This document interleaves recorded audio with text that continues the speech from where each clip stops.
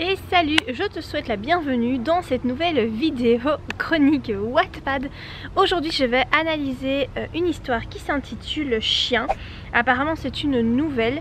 Si tu souhaites que je chronique ton histoire disponible sur Wattpad ou sur Scribd, n'hésite pas à cliquer dans la barre d'infos, je t'explique comment faire pour me soumettre ton histoire. Cette nouvelle apparemment est du young adulte, en tout cas je vois que dans les tags il y a le tag adolescence. Je vais vous lire le résumé. Minuit, soir de tempête. Dans un cottage perdu dans les Vosges, des étudiants font la fête. Cette jeunesse pimpante de Neoma Business School se perd dans l'alcool, la danse et les tubes. Parmi les invités, déambule Isée Pelletier, 20 ans, dopée au sport et à l'adrénaline. Une louve solitaire que personne ne parvient à dresser. Même pas Blanche, la reine de la soirée et étudiante la plus appréciée de la promo. Ni Hugo avec sa coupe de cheveux punk et son tatouage en hommage à la nuit du chasseur pour qui Isée semble cultiver une obsession malsaine. De minuit à 7 h du matin, la soirée se déploie et se transforme en une douloureuse traversée de la perte pour Isée. Car cette grande maison spacieuse est celle d'Hugo et surtout d'Agathe, sa sœur jumelle et meilleure amie d'Isée, décédée 3 ans auparavant. Isée n'y est pas retournée depuis le drame et elle redécouvre cette demeure avec mélancolie et appréhension. Et surtout, elle n'est pas venue ici pour faire la fête. Alors, je trouve que ce résumé est beaucoup trop long et beaucoup trop compliqué à comprendre. Il y a trop d'infos, beaucoup trop d'infos pour un résumé.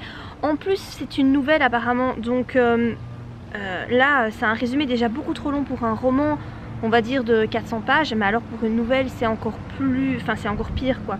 Il y a des phrases que j'ai buté sur des phrases, t'as dû l'entendre, parce que je comprenais pas bien. Ici, tu fais, tu dis que personne ne parvient à l'adresser. Et là tu commences une phrase, même pas Blanche, la reine de la soirée, étudiante, nanana, point. Et puis tu mets une nouvelle phrase, ni Hugo, blablabla. Mais en fait tu n'as même pas de verbe dans ces deux phrases là. Donc déjà, point de vue du style, c'est pas correct, il faut un verbe. Et puis tu donnes trop d'infos quoi. On s'en fout de savoir qui est Blanche, on s'en fout de savoir qui est Hugo, enfin qu'il a une coupe de cheveux, machin et tout. On est dans le résumé. Donc dans le résumé, il faut vraiment aller à l'essentiel, donner au lecteur l'envie d'apprendre, enfin l'envie de découvrir ta nouvelle. Mais tous ces détails, on n'en a pas besoin dans le résumé, et ça tu le découvres dans le roman, enfin dans l'histoire. Mais ici, il y a beaucoup trop de détails et franchement, moi, je me suis perdue, je me suis vraiment perdue dans ce résumé. Voilà, donc moi mon conseil pour ton résumé, c'est de le simplifier énormément parce que là c'est trop compliqué. N'oublie pas de mettre un sujet et un verbe dans chacune de tes phrases. Et voilà, je vais me lancer dans la lecture. Alors donc je suis dans le chapitre 1. Ici tu as coupé ta phrase mais je ne comprends pas pourquoi, pour moi c'est pas pertinent. Tu mets impossible, virgule, pour moi, point. De manger vite, point. De manger en fait. Alors, pour moi le impossible pour moi et de manger vite, ça devrait faire une seule et même phrase. Ensuite tu peux mettre après, pour vraiment accentuer le fait qu'il y a des problèmes pour manger, de mettre de manger en fait. Et peut-être même rajouter de manger tout court. En fait, parce que c'est vraiment ça, c'est le fait de manger qui lui pose problème. Mettons impossible pour moi, il faut vraiment en faire une seule et même phrase avec de manger vite. Impossible pour moi de manger vite, parce que là en fait la façon dont tu l'as écrit comme ça, pour moi c'est pas correct. Le impossible pour moi, il faut quelque chose, il faut impossible quoi qui est impossible, ça suppose quelque chose qui suit.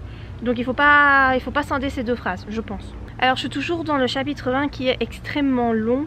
Alors c'est très très bien écrit, franchement, chapeau, très bon vocabulaire, très belle phrase, maîtrise de tout en fait, c'est très bien. Il n'y a pas de faute d'orthographe, la conjugaison est maîtrisée, franchement, au niveau du style, de la façon d'écrire, c'est très bien je trouve. Par contre, je trouve ça tellement long. Alors c'est le premier chapitre, le tout début. Et en fait c'est super lourd en fait, t'as des gros pavés comme ça de paragraphes, c'est pas du tout fluide, c'est pas du tout rythmé. Alors ça peut plaire comme ça peut ne pas plaire. Moi je vous avoue que c'est quelque chose que j'aime pas. Là c'est...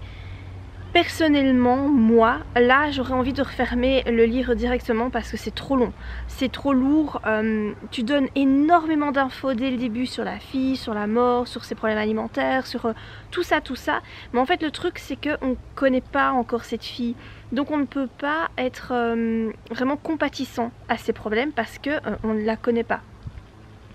Je trouve que ça manque beaucoup de dynamique, en tout cas pour ce début de lecture, et voilà, je trouve ça dommage parce que je pense que ça, clairement, ça peut rebuter beaucoup de personnes. En tout cas, tu vois, les gens vont commencer à lire et puis vont se dire, ouais non, c'est trop plombant, c'est trop lourd, ça me fait chier, en gros. Parce que c'est trop d'infos, trop de narration, c'est pas du tout, c'est pas fluide.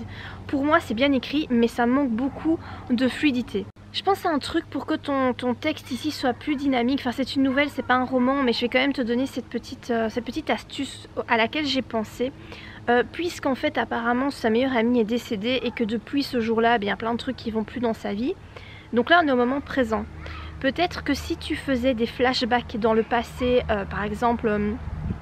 un chapitre où tu montres la rencontre avec sa meilleure amie, ensuite un chapitre où on est dans le présent où tu vois vraiment son état qui n'est pas terrible, voilà, elle est dévastée. Tu retournes dans le passé en montrant, je sais pas moi, une scène importante qui s'est passée avec sa meilleure amie, tu vois, où tu remontes comme ça petit à petit, tu alternes une scène dans le passé, une scène dans le présent pour qu'on comprenne en fait pourquoi elle est si mal d'avoir perdu sa meilleure amie. Il faut qu'on puisse comprendre cette relation qu'elle avait avec sa meilleure amie. Ici c'est trop d'infos et en fait moi je n'arrive pas à ressentir de l'empathie pour elle. Un roman qui fait ça et qui est bien, je trouve, c'est Les Lendemains de Melissa d'Acosta. Elle aborde le deuil, mais je trouve que ça reste fluide et ça reste rythmé comme texte. Ici, c'est trop d'infos et ça manque de...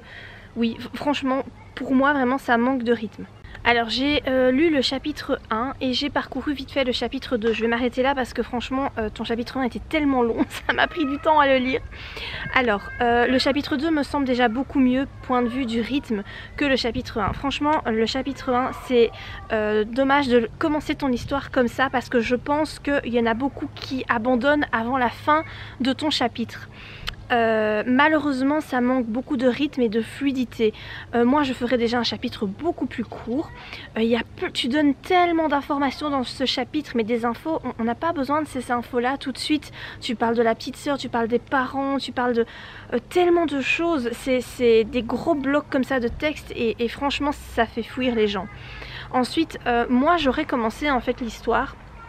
Mais ça c'est vraiment un point de vue personnel. J'aurais commencé l'histoire avec la rencontre entre donc la jeune fille avec Isée, qu'elle s'appelle Isée, et sa meilleure amie. J'aurais fait un chapitre comme ça avec leur rencontre et puis je serais passée au chapitre 2 où j'aurais mis ton chapitre 1 ici mais beaucoup plus allégé. Donc quand elle se retrouve à cette fameuse soirée. Voilà. Et moi j'alternerais franchement un chapitre avec sa meilleure amie et un chapitre au présent où elle est vraiment dévastée pour voir vraiment la différence de personnalité entre les deux, pour voir vraiment la détresse, la tristesse, tout ce désespoir qu'elle ressent suite au décès de son amie. Ma caméra s'est coupée, on adore, j'adore quand ça me fait ça. Après je ne sais plus ce que je voulais dire. Bon, je vais essayer de remettre mes idées en place par rapport donc à ton histoire qui s'intitule Chien. Déjà, je vais commencer par les points qui sont vraiment très positifs. C'est très bien écrit, très bon vocabulaire, très bonne syntaxe, très bonne structure, pas de faute d'orthographe, maîtrise de la conjugaison. Vraiment c'est super agréable à lire parce que c'est très bien écrit. Je pense que tu maîtrises vraiment bien la langue française et ça c'est déjà très bien.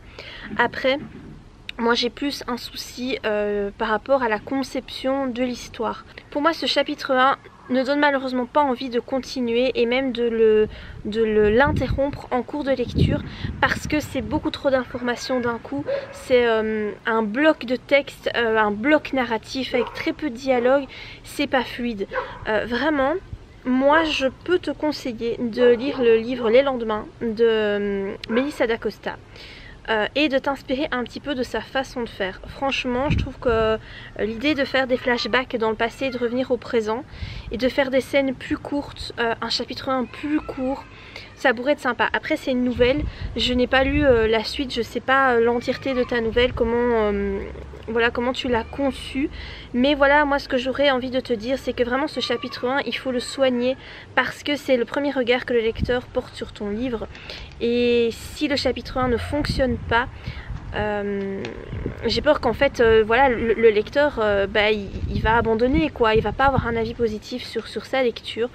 Donc voilà, en gros ce que je voulais dire, j'espère que j'aurai été assez claire malgré cette interruption de caméra. Si jamais tu as des questions, n'hésite pas à les poser. N'hésitez pas, vous tous qui me regardez, si vous avez des questions, n'hésitez pas à les poser.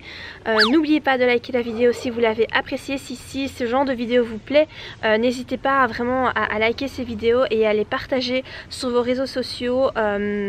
Voilà, vraiment à faire en sorte que cette chaîne revive et à ce que enfin j'ai un petit peu plus de vues, du moins sur ces vidéos là. Ça me ferait vraiment trop plaisir. N'oubliez pas non plus de vous abonner à ma chaîne si ce n'est pas encore fait, et moi je vous dis à très bientôt pour de prochaines vidéos. Bye.